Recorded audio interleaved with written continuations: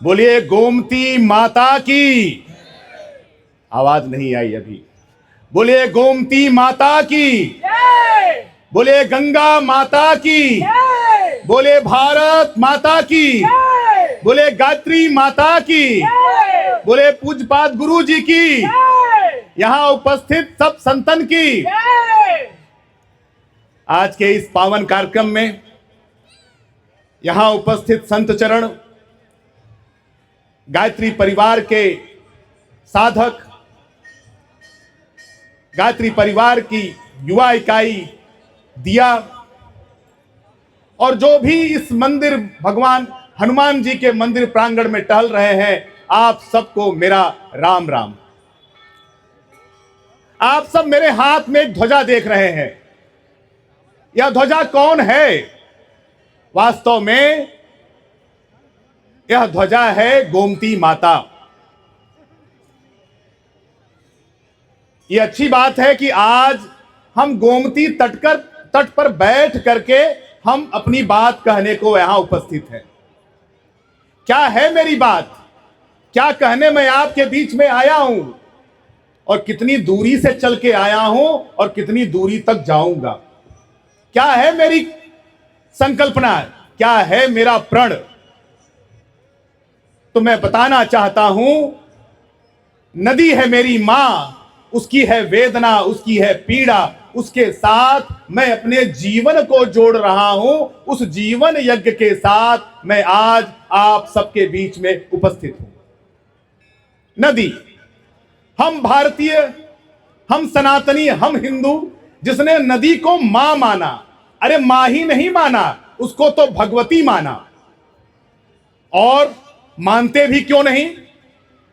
जब ऋषियों ने रिसर्च किया और जब दुनिया का पहला ग्रंथ लिखा, शोध किया, जीवन में क्या करना है, क्या नहीं करना है, धर्म क्या है, अधर्म क्या है, नीति क्या है, अनीति क्या है, जब ऐसे ऋषियों ने वेद की ऋचाओं का लिखने का काम प्रारंभ किया, तो वो कौन सा स्थान था?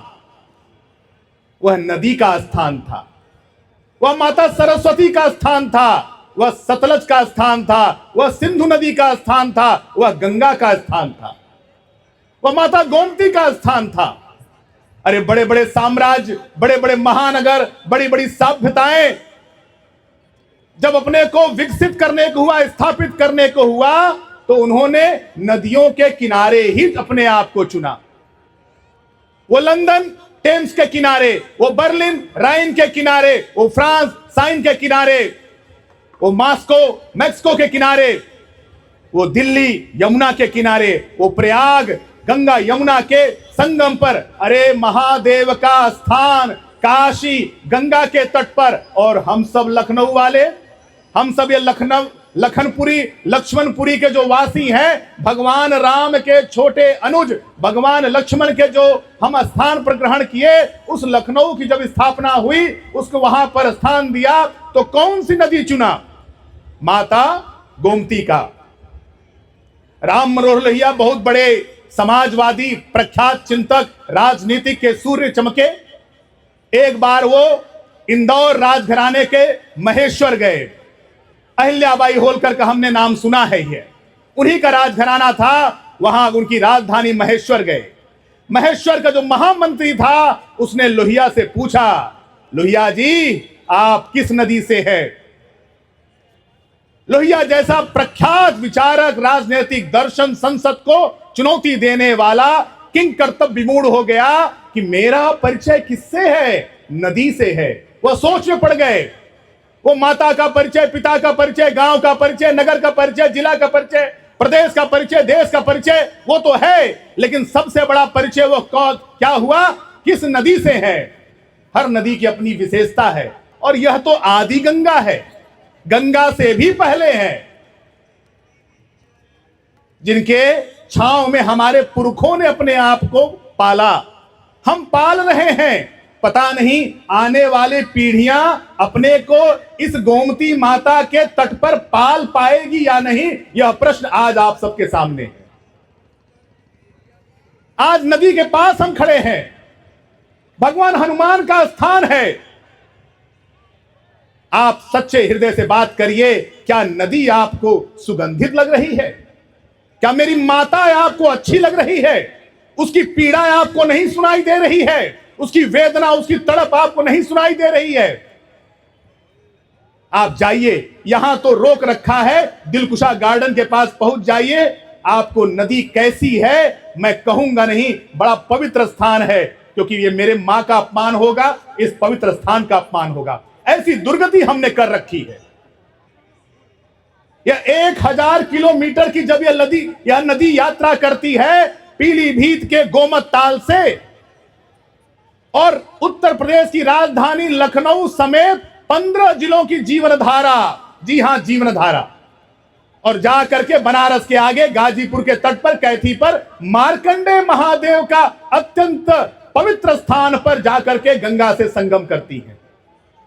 अरे मित्रों, आपको पता है जैव विविधता से सबसे महत्वपूर्ण नदियों में ये हमारी गोमती माता है। कैसी है? मैं अपनी यात्रा में प्रमाण के साथ चल रहा हूं।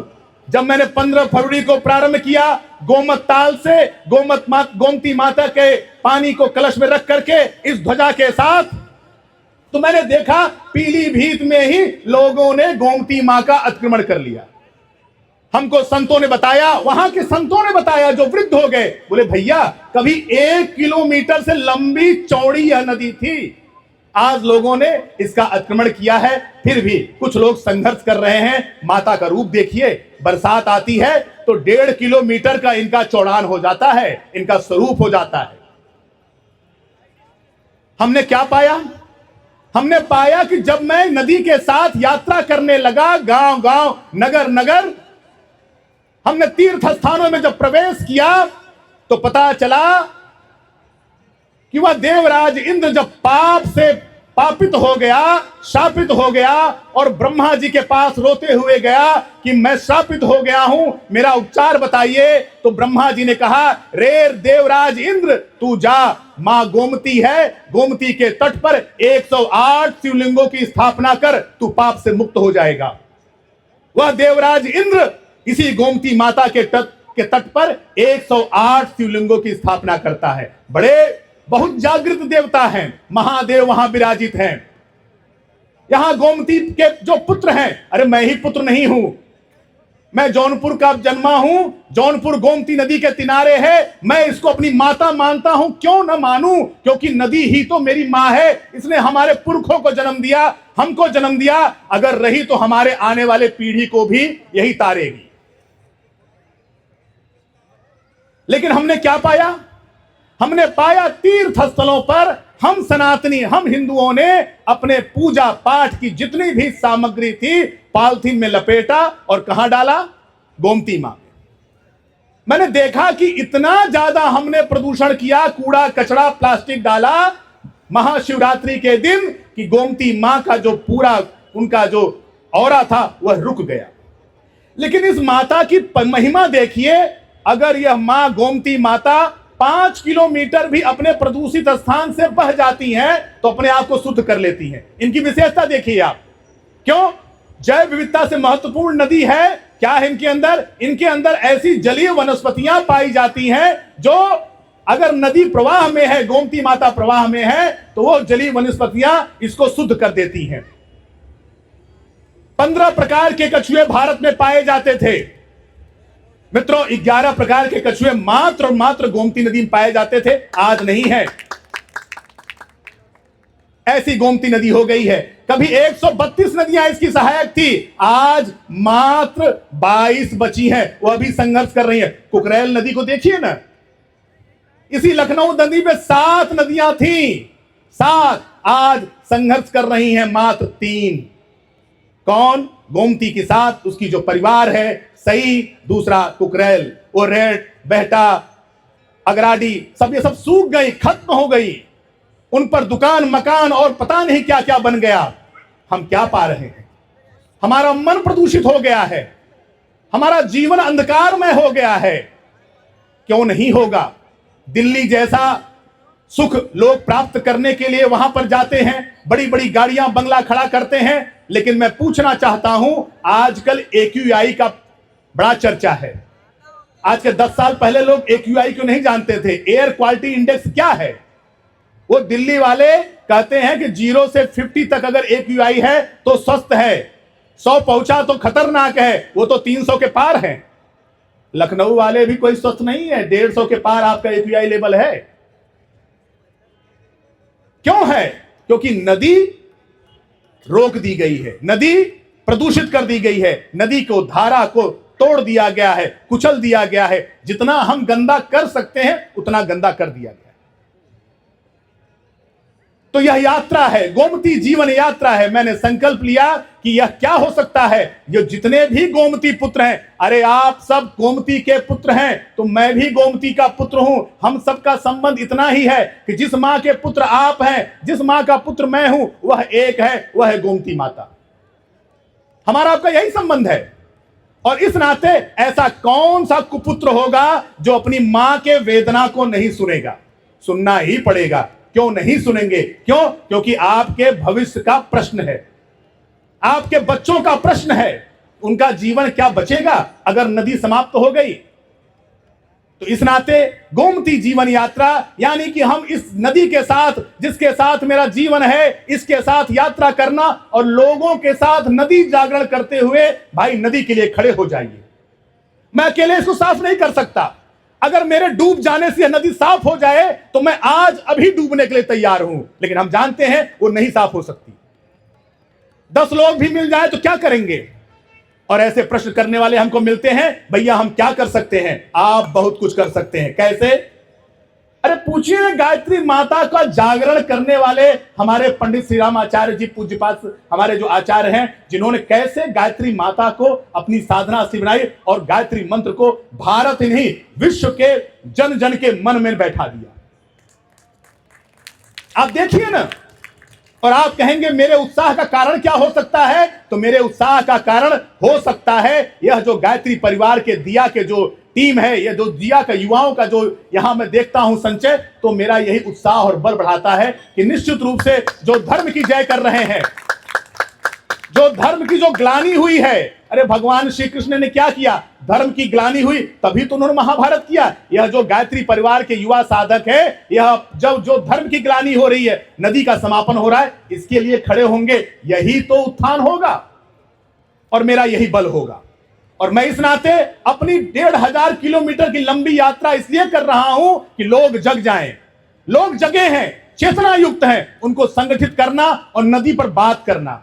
आप कुछ नहीं कर सकते, नदी पर बात करिए। अपने मोबाइल फोन से 2 पोस्ट डेली करिए और कहिए हम नदी को साफ करना चाहते हैं, हम नदी को साफ कर। मेरे साथ लोग आए, संकल्प लें, हम प्लास्टिक नहीं डालेंगे, कूड़ा कचरा नहीं डालेंगे, कोई भी ऐसा पूजा की सामग्री जो नदी को बर्बाद कर सकती है वो उसके अंदर नहीं डालेंगे। नदी को साफ करने के लिए लोगों का आह्वान करेंगे। जिस दिन 1 लाख लोग इस नदी के किनारे खड़े हो जाएंगे, आह्वान करेंगे, मैं यकीन दिलाता हूं आपको, यह नदी अपनी धारा को प्राप्त करने को दौड़ पड़ेगी।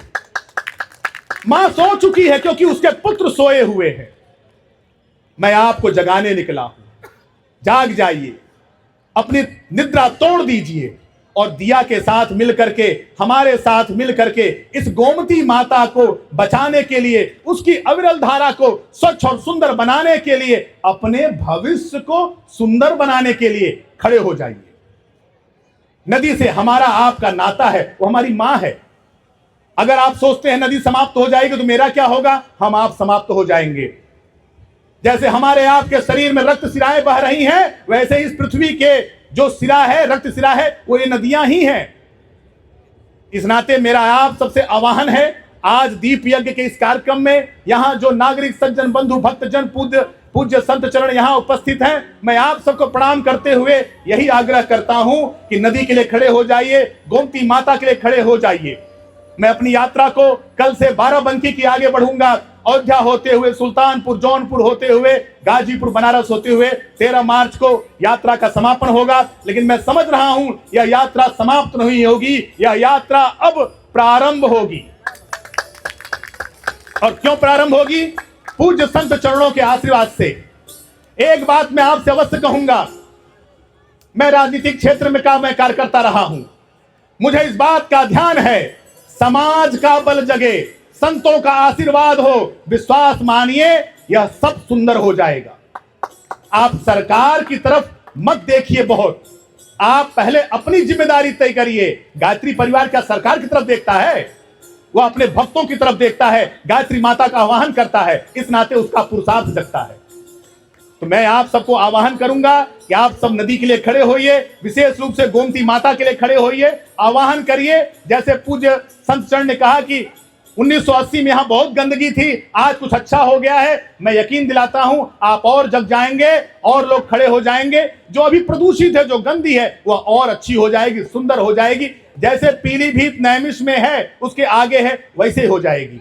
तो इस गोमती जीवन यात्रा के क्रम में आज 14वां दिन है। मैं आप सबके बीच में आया, गायत्री परिवार, भारतीय नववर्ष चेतना समिति और यहाँ उपस्थित सभी पूज्य संत चरण, माता, भगिनी, बंधु, सबको मैं प्रणाम करते हुए आप सबसे यही आपसे मैं अपील करूंगा, गोमती नदी के लिए खड़े हो जाइए, अपनी माँ के लिए खड़े हो जाइए। बोलिए गोमती माता की, बोलिए भारत माता की, बोलिए गंगा माता की।